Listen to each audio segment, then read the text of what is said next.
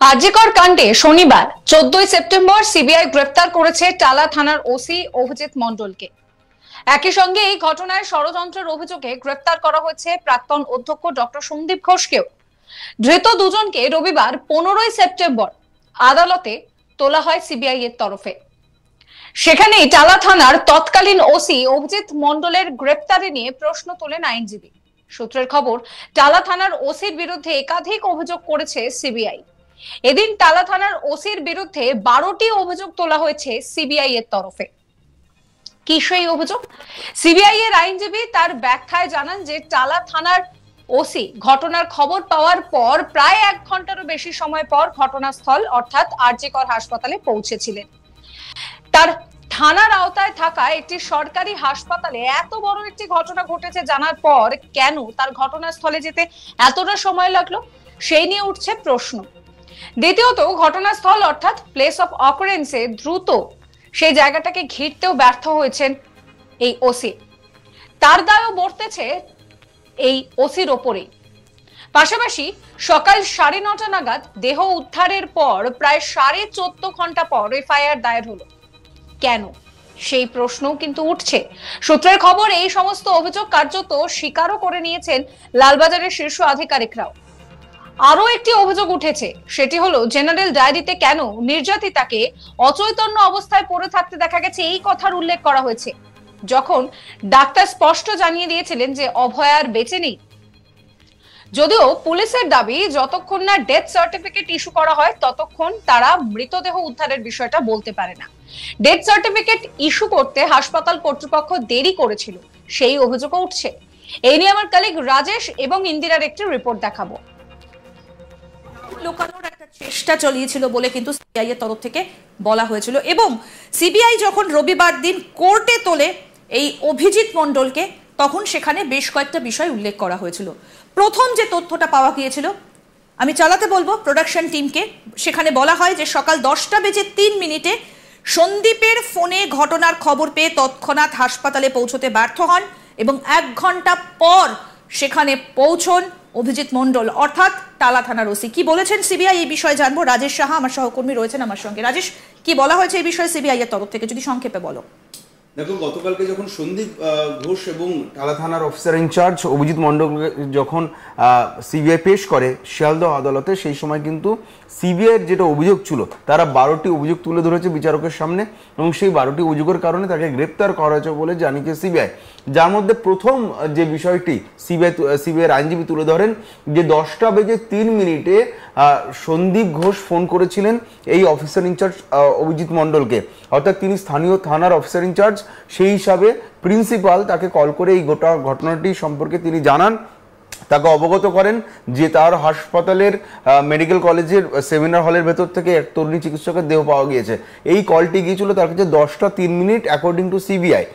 এরপরে 2 নম্বর যেটা পয়েন্ট, যেটা দাবি করা হয়েছে সিবিআই এর তরফ থেকে, যে কাণ্ডটা করেছেন অভিজিৎ মণ্ডল অর্থাৎ টালা থানার তখনকার ওসি, তিনি যেটা বলেছেন, যেটা করেছেন, মৃত অভয়াকে ইচ্ছাকৃতভাবে জিডি এন্ট্রি নাম্বার 542 অজ্ঞান উল্লেখ করেছেন। যেখানে একটা হাসপাতাল, রাজেশ, যেখানে প্রত্যেকেই বলে দিতে পারেন যে তিনি জীবিত না মৃত, সেখানে কেন অজ্ঞান উল্লেখ করা হয়েছে? দেখো, অজ্ঞান ঠিক না, আনকনসিয়াস, যদি আমি একদম ইংরেজিতে শব্দটা যদি কোট আনকোট করি, তাহলে আনকনসিয়াস স্টেট লেখা হয়েছিল জিডিতে।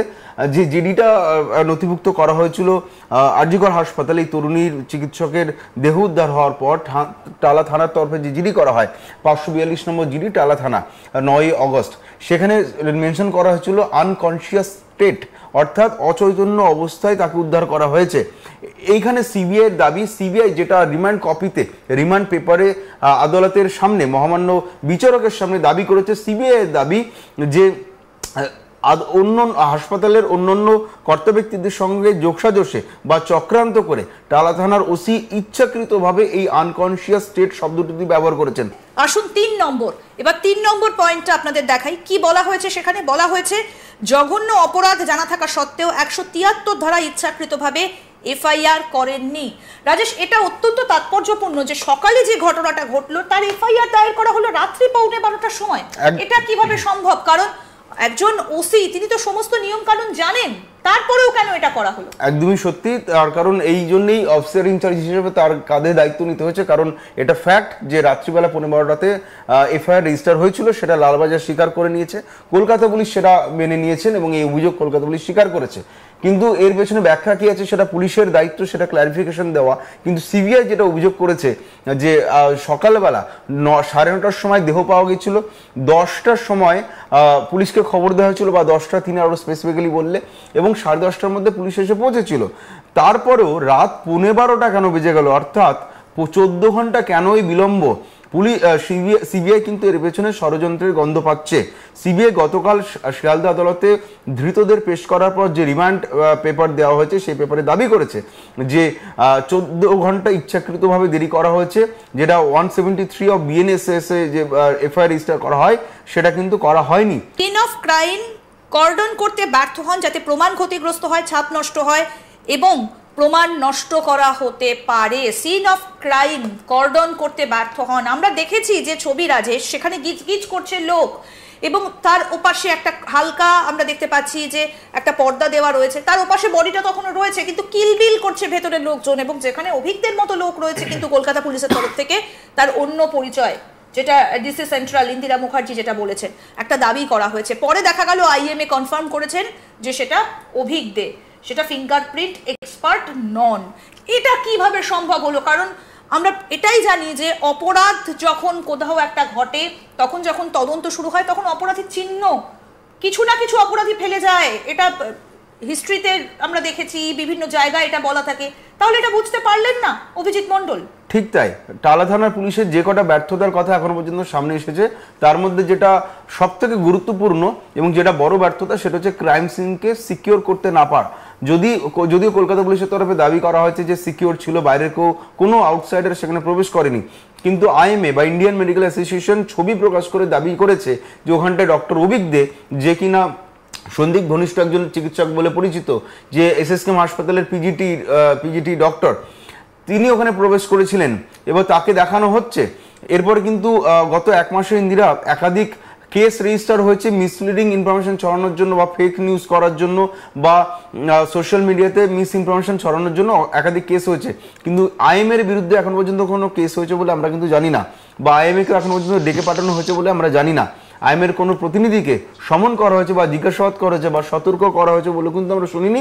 আবার কলকাতা পুলিশ পাল্টা কোনো প্রেস কনফারেন্স করে আইএমএর এই দাবিকেও খণ্ডন করেনি।